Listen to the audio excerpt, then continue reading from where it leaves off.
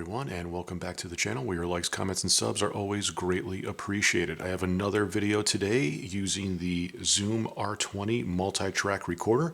This is a 16-track recorder with a touchscreen on it, and the touchscreen is what separates it from a lot of the other devices that are out there.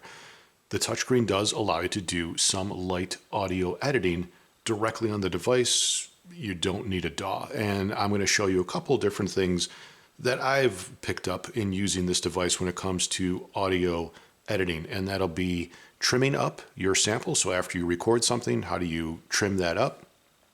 From there, you can also time stretch it if you want. I'll show you how to do that. Beyond that, you can also split up your audio tracks that you lay down. So if you record a track that's a minute long, you can split it up into two different regions and then do a couple different things with that, like doubling it. And I'll show you how to do some of that here, along with potentially maybe adding in a custom effect to show you how to do some of those doubling things that I've picked up in my time using the R20. So to start, I just started up a new project here. I set the BPMs to 105, and I also have my Teenage Engineering OPZ, which I just created a quick track on that is also set for a tempo of 105. So I was going to record this coming out of the 3.5 millimeter jack here, going into inputs 1 and 2. So if it's in inputs 1 and 2, that means it has to record onto tracks 1 and 2, or you could flip it and record it to tracks 9 and 10. Right now I have it set to record for tracks 1 and 2, but I have these in mono. So I want to record this as a stereo coupled track.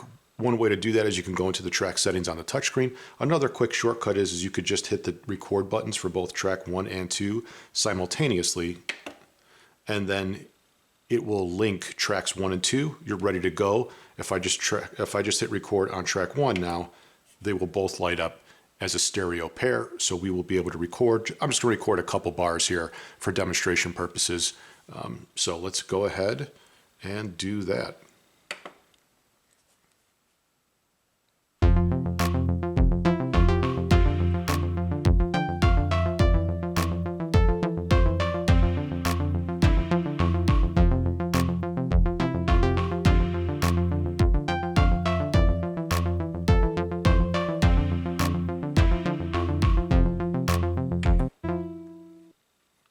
Okay, we have our audio track that we laid down. Now we can do some light editing on it. Okay, so we've got our audio track down, and now we can edit it. The first thing that you notice is that I still have the tracks armed, so I'm just going to turn those off really quick by hitting the record buttons above the tracks. We have a stereo linked track 1 and 2. They're together. What you'll also see here is that I intentionally left a space in the beginning of the track that I want to clean up. I don't want that blank space there. So if I hit play, you could see that it lasts just a little bit over a bar, and then it'll start to play. We can trim that up on the touchscreen in a really easy way that's a lot easier than using some other multi-track recorders. So what you just have to do is, I'm going to use my stylus here, select the stereo track. When you have the stereo track selected, you have to go up to the scissor icon. With the scissor icon, you touch that, and it'll now display your WAV file essentially. What you'll notice is that I've got that blank space there in the beginning that I want to trim up. If you touch off to the side of the audio track, you'll get rid of those little bars that are telling you where you're going to be trimming and bringing your and trimming off that dead space. But if you click it again, you could see where those trim bars are. So you just have to touch and drag, and you'll bring the trimming bar over. Now, limitation here, I noticed that when I did that, you sort of lose sight of where the audio track is. Let me bring this back over. You can see, so when you do that, you kind of have to know ahead of time where you're going to trim. And you can keep track of that by using the timeline marker if you want. So if you hold down fast forward, or if you hold down reverse, you'll scroll through your timeline, but if you just touch it, you can move it in fine increments. And you could see that here. So I've got that lined up. Now I know where that is, and I could see where I want to trim. Additionally, you can pinch to zoom. So if you want to see in more detail what you're doing, pinch to zoom, and then scroll over. And now we can see, I'll move the timeline marker, you could see a little bit more clearly where you actually want to trim away that dead audio space. I'll move in here a little bit more. So this is kind of like the max that you could zoom in to see your WAV file with, which is decent resolution on the standalone touchscreen for this device. However, the limitation is that you can only trim things up in essentially what's like 30-second notes. So each one of these gradations here at the top is technically a 30-second note based on the bar that you have established. So when you do that, this lines up pretty well. I can still trim it, so it works for me. If you want to essentially increase your resolution here, you can see my BPMs are 105. You could change your BPMs to something like 200, which would then stretch out your timeline a little bit. It won't change your audio file. It'll just change up that timeline of what your bars are, your measures are, and it'll give you a little bit more resolution. However, you can still only trim and slice with, with the accuracy that's sort of depicted here for the most part. Part of that is also, with the audio processing that's available inside of this box. The other part of it is that the touchscreen doesn't have that many pixels to give you the resolution to finally trim something up. However, again, it's very easy. You could just see where I just drew that timeline right there, the timeline marker. So let's zoom out just a touch. I'm now going to drag my trim line over right there to match up the timeline marker. Perfect. Now I've gotten rid of that dead space. I could pinch to zoom out again, and you could see where I'm at. I can also just now drag this side and pull that over here if I wanted to trim it up even more. But I just wanted to get rid of that initial dead space. Once you do that, all you have to do, hit that back arrow, and now you could see that my audio file, we got rid of that dead space that was in the beginning part of the track. I can now just simply touch that and drag that over to the start, and now I no longer have that pause when I actually hit play. So we cleaned that up nicely. It's an easy way for you to trim things up. It also really helps you if you are laying down tracks. This thing does not have punch in and punch out recording.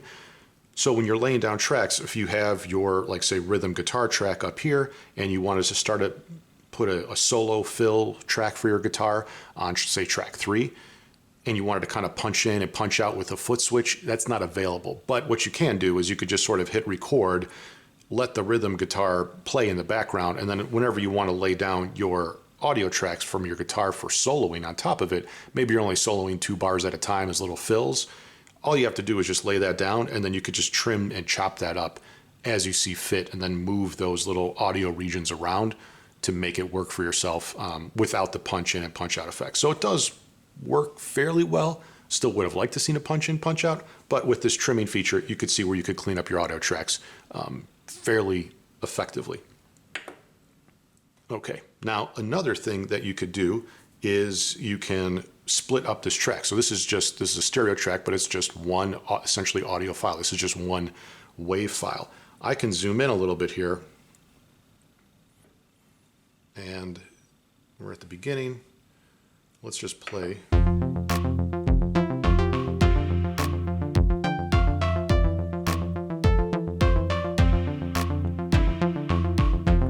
All right, so I just want to cut it right there at that spot. Okay, so let's get in there tight, and we could see I had sequenced everything into the OPZ, so you could tell that this is the end of a bar or the end of a measure. Let's move this timeline marker right where we want it. We're going to chop this up right at that specific spot. In order to do that, just touch the track. You can touch it again, and then you have options for copy, delete, split, or select. Let us choose split this time. And once we've done that, now we've created 2 distinct audio regions for ourselves. And now what we could also do is select this, touch it again, hit copy, and now try to drop it down into track 3 right at the exact spot with the timeline marker. And what you'll see is I can't copy it. I wanted to copy this track and put it in there, but I cannot copy it because track 3 is a mono track. I need to drop it into a stereo track. So again, if I select off on here, what I'm going to do is link tracks 3 and 4. So if I hit track 3, you can go to track settings. This is the other way to do it. I showed you how to do it with the quick method by just hitting those 2 record buttons together. Here you can go into the track settings and turn on stereo link. Now track 3-4 is a stereo track. So let's back up. You can see track 3-4 is good to go.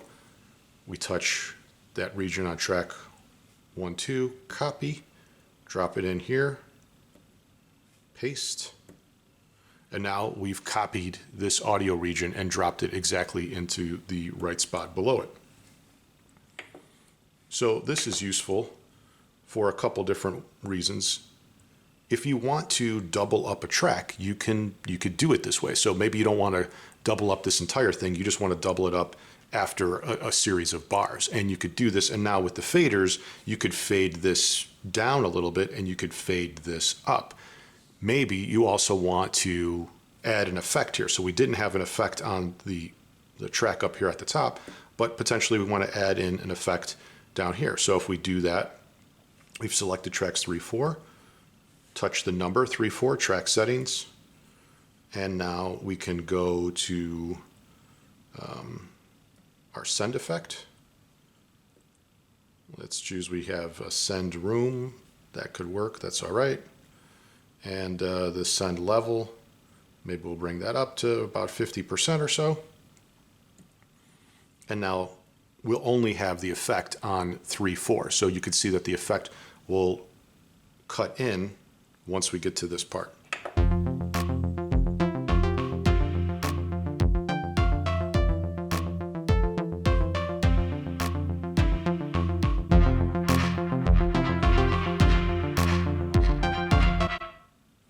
Now, obviously that sounds, I don't have that faded correctly, but you could see where you can now double things up. So if you want, this is a great way for me when I'm laying down guitar tracks. I'm not much of a singer, but if you're a vocalist, it's an easy way for you to double up your vocals by going to this track and track settings. If you want to just kind of give a basic doubling effect, make it sound kind of natural, instead of adding the reverbs of whatever send room are, you could go down to one of these empty slots, choose that, and then once you select it, you could choose this little icon here on the far right, select that, and you have 3 bypass. It's kind of like having stomp pedals or effects pedals. If you just select one of those, type, you could scroll through all the different types of effects that are out there. There's a lot of different EQ effects, overdrive and distortion effects. You have reverbs, different modeling effects for different amplifiers, or for cabinets. They have 2x2 cabinets, got 4x12s. And let's just go and find some kind of delay here. Here we've got a delay, analog delay, a tape echo. We could just pick delay. And so once we put delay in place now, you can modify some of those delay settings. So for the time, we could just, increase that a little bit, but want to have a mild effect. Yeah, maybe turn the tail off. Okay, so we just back out there. So now we have our effect that has a delay in place. And then for our track, maybe we don't need it at 50. We could bring that down a little bit. And we just add a little bit of a doubling effect now when you get to this spot.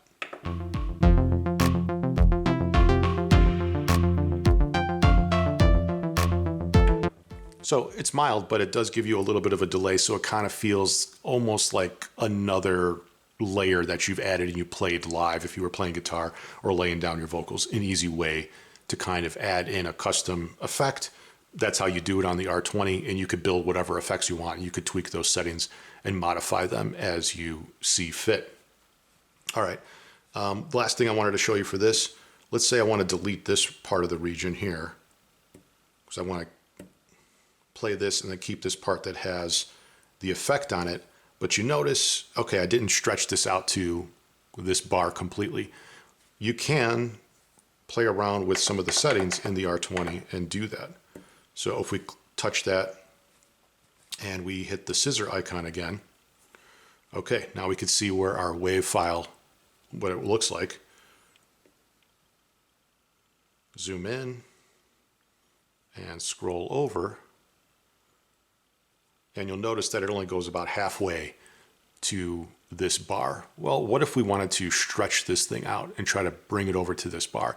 You could do that without changing the pitch of the sound file here, but it will slow it down. So you'll just time stretch it, and you could expand it or you can contract it. And you do that by touching that wave icon up at the top. So when we do that, we can now drag this all the way over to that new bar. When you're done, you have to hit the done button, and it'll ask you what you're going to want to essentially call this wave file. Hit enter there.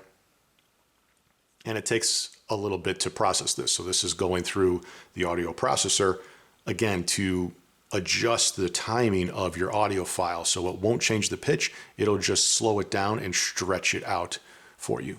You can stretch this out up to 50% more, and you can contract it by 50%. So if you have something that's 2 seconds long, you can stretch it out for an extra second, or if it's 2 seconds long, you could bring it down to 1 second.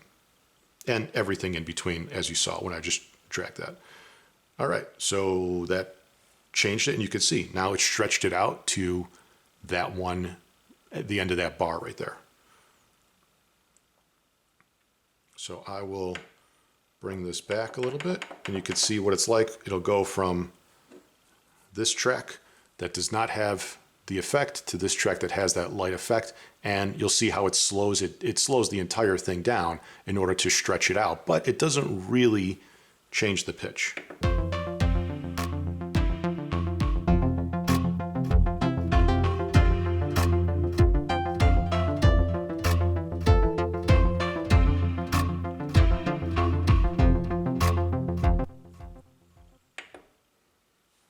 Okay, so there you can see how the touchscreen is a big advantage over other multi-trackers. It gives you the opportunity to do some of these light audio edits that you would absolutely do on a DAW with a computer, and it's a lot easier, frankly, to do it in a DAW on a computer with a bigger monitor and a mouse that gives you really fine control.